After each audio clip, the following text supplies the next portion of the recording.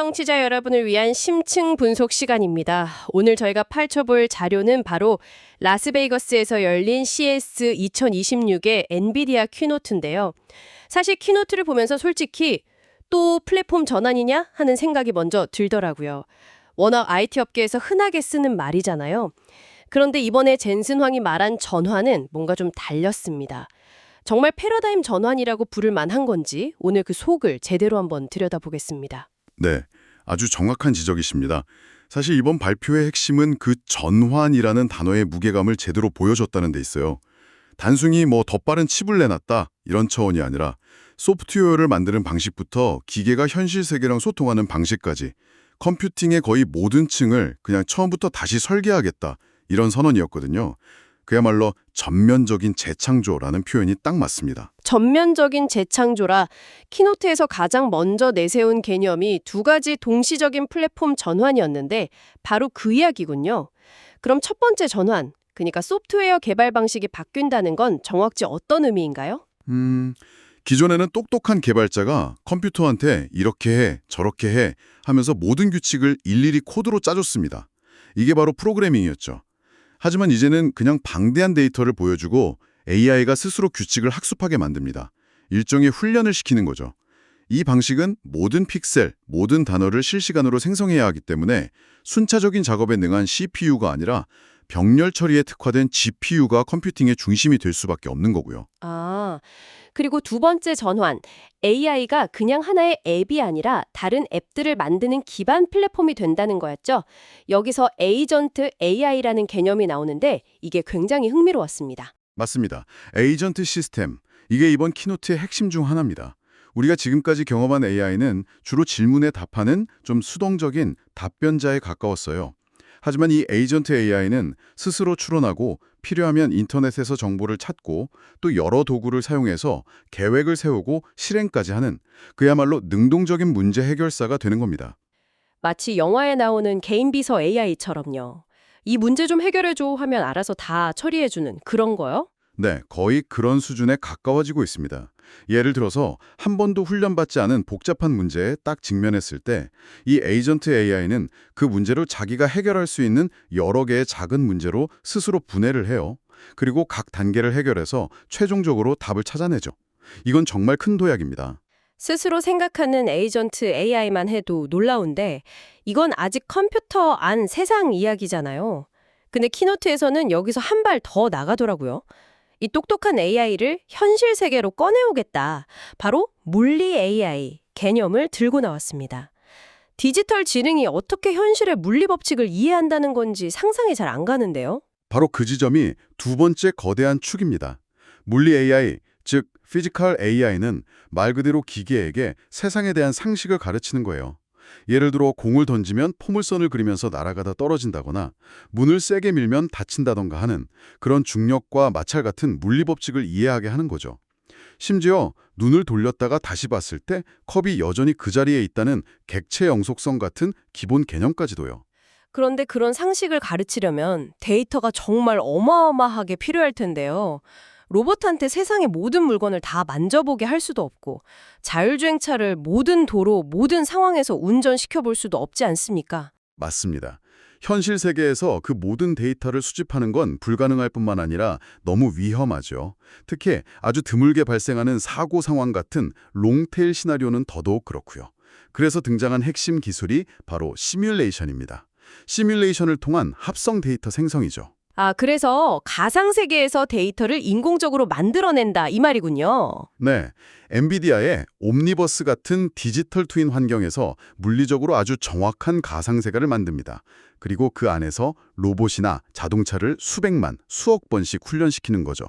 여기서 코스모스라는 월드 파운데이션 모델이 핵심 역할을 하는데요. 코스모스는 인터넷의 방대한 동영상, 실제 주행 데이터, 3D 시뮬레이션 데이터를 전부 다 학습해서 세상이 어떻게 돌아가는지에 대한 통합적인 이해를 갖춘 모델입니다. 사실상 컴퓨팅 파워를 데이터로 변환하는 거대한 엔진인 셈이죠. 개념은 정말 거창하고 대단한데 이런 기술들이 실제로 우리 삶에 적용된 사례가 있나요? 이번에 공개된 자율주행 시스템 알파메이오가 바로 그 결과물인 것 같더라고요. 네, 알파메이오는 물리 AI와 합성 데이터 전략이 만들어낸 가장 구체적이고 강력한 결과물이라고 할 수 있습니다. 기존 자율주행 기술이랑 가장 큰 차이점은요, 단순히 주변을 인식하는 걸 넘어서 생각하고 추론하는 시스템이라는 겁니다. 카메라로 들어온 시각 정보를 받아서 바로 조향, 가속, 제동 같은 행동으로 출력하는 이른바 엔드-투-엔드 방식으로 훈련됐습니다. 생각하고 추론한다는 게 구체적으로 와닿지가 않는데요. 예를 좀 들어주실 수 있나요? 가령 주행 중에 갑자기 차선을 바꿔야 할 때 기존 시스템은 그냥 행동만 수행하죠. 하지만 알파메이오는 전방에 공사 구간이 있어서 우측 차선이 막힐 것을 예상하고 안전거리를 확보한 뒤 좌측으로 차선을 변경합니다. 이런 식으로 자신의 행동에 대한 이유와 계획을 설명할 수 있습니다. 복잡한 도로 상황을 그냥 하나의 덩어리로 보는 게 아니라 여러 작은 시나리오로 분해해서 최적의 판단을 내리는 능력이 생긴 거죠. 예측 불가능한 돌발 상황에 대처하는데 아주 결정적인 능력입니다. 그 이중 안전 구조라는 게 흥미롭네요. 근데 한편으로는 새로운 AI 스택을 아직 완전히 믿지 못한다는 뜻으로 들리기도 하거든요. 이게 과도기적인 해결책일까요? 아니면 앞으로도 계속 이런 식으로 두 개의 시스템을 함께 가져가야 하는 걸까요? 와, 굉장히 날카로운 질문이십니다. 실제로 그런 측면이 있습니다. 엔비디아도 새로운 AI 스택이 모든 상황에서 100% 완벽하다고 주장하지는 않아요. 그래서 기존에 수학적으로 검증 가능한 고전적인 자율주행 스택을 일종의 안전요원처럼 함께 운영하는 겁니다. 알파메이오 스택이 자신감 있게 상황을 판단하고 안전하게 주행할 수 있을 때는 주도권을 갖지만 조금이라도 확신이 없거나 내장된 안전정책 평가자가 위험 신호를 보내면요, 즉시 더 보수적이고 검증된 클래식 스택으로 제어권을 넘깁니다. 이건 과도기적인 해결책이면서 동시에 앞으로 매우 오랫동안 가장 현실적인 안전 확보 방식이 될 겁니다. 다양성과 이중화를 통해서 신뢰를 쌓아가는 거죠. 결국 알파메이오의 이런 뛰어난 주행 능력은 앞서 설명해 주신 코스모스 시뮬레이션을 통해 현실에서는 겪어보기 힘든 수많은 위험한 상황들을 가상세계에서 미리 학습했기 때문에 가능했다. 이렇게 정리할 수 있겠네요. 데이터만으로는 부족하죠. 눈앞에 갑자기 동물이 튀어나온다거나 앞차에서 타이어가 빠져서 굴러오는 그런 극단적인 상황들은 시뮬레이션이 아니면 학습할 방법이 없습니다. 말 그대로 수십억, 수조 마일의 주행을 컴퓨터 안에서 안전하게 끝낸 셈입니다. 그리고 이게 단순한 기술 시연이 아니라 메르세데스 벤츠와 협력해서 올해 1분기부터 실제 차량에 탑재돼서 도로를 달린다는 점이 정말 중요합니다. 알겠습니다. 그런데 이 모든 에이전트, AI, 물리 AI, 알파메이오를 실제로 구동하려면 정말 상상을 초월하는 컴퓨팅 성능이 필요할 것 같은데요.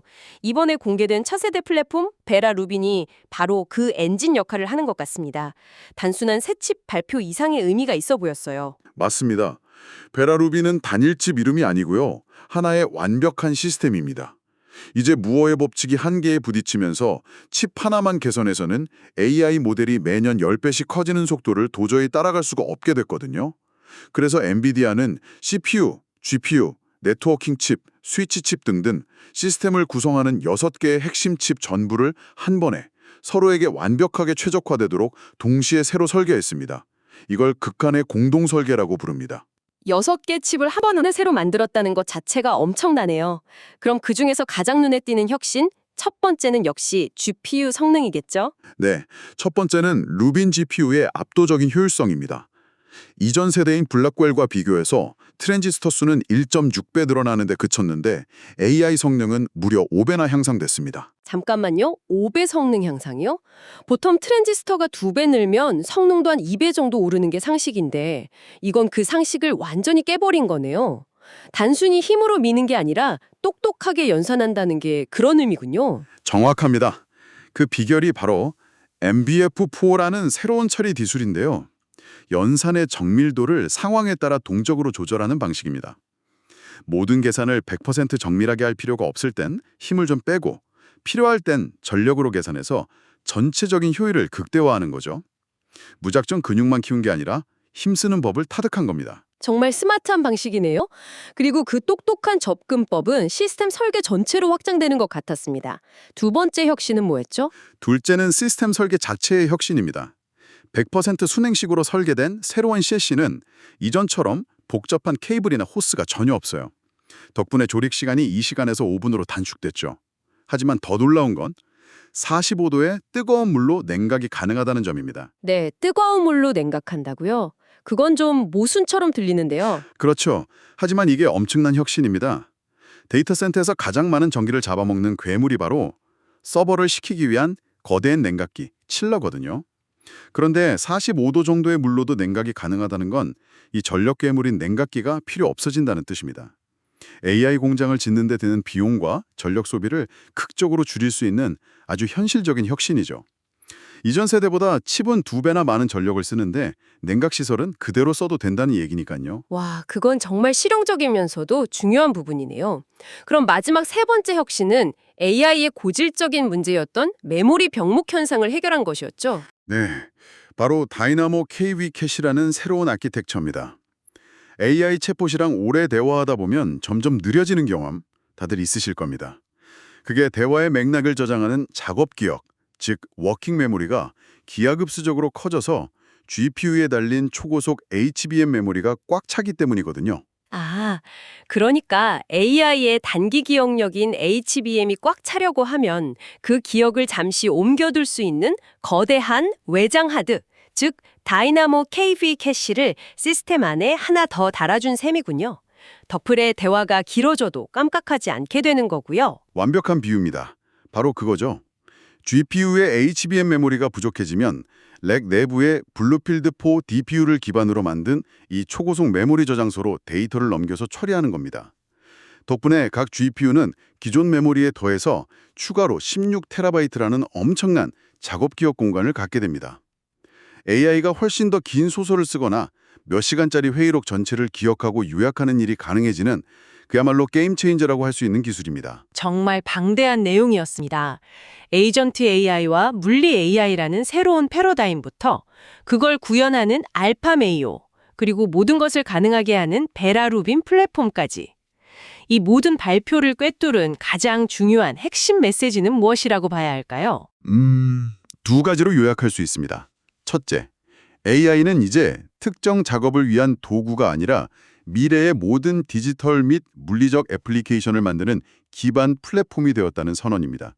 스스로 추론하는 에이전트 AI와 현실을 이해하는 물리 AI가 그 증거죠. 그리고 둘째, 이 미래로 가는 길을 막고 있던 병목이 바뀌었다는 겁니다.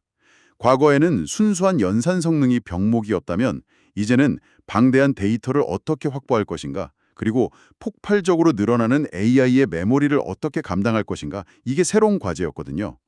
그리고 엔비디아는 이번에 그 두 가지 문제에 대한 명확한 답을 내놓은 겁니다. 시뮬레이션을 통한 데이터 생성, 그리고 다이나모 KV 캐시라는 새로운 아키텍처로요. 결국 칩 하나를 파는 게 아니라 AI 시대에 필요한 모든 문제에 대한 해결책, 즉 전체 시스템을 설계해서 팔겠다. 이 말이군요. 바로 그것이 최종 결론입니다. 이번 키노트는 엔비디아가 더 이상 GPU 회사가 아니라는 공식적인 선언이나 다름없습니다. 그들은 미래의 모든 산업이 운영될 AI 공장의 설계도와 모든 설비를 독점적으로 공급하겠다는 야심을 드러낸 거죠. 자동차 회사는 쉐시를 만들고 AI 소프트웨어 회사는 두뇌를 만들겠지만 그 모든 것을 가능하게 하는 공장 자체를 팔겠다는 겁니다. 이것이 이번 발표의 진짜 핵심입니다. 컴퓨팅 산업의 판 자체를 처음부터 다시 짜고 있다는 말이군요. 오늘 심도 깊은 분석 덕분에 복잡하게만 보였던 기술의 미래가 한층 선명해진 것 같습니다.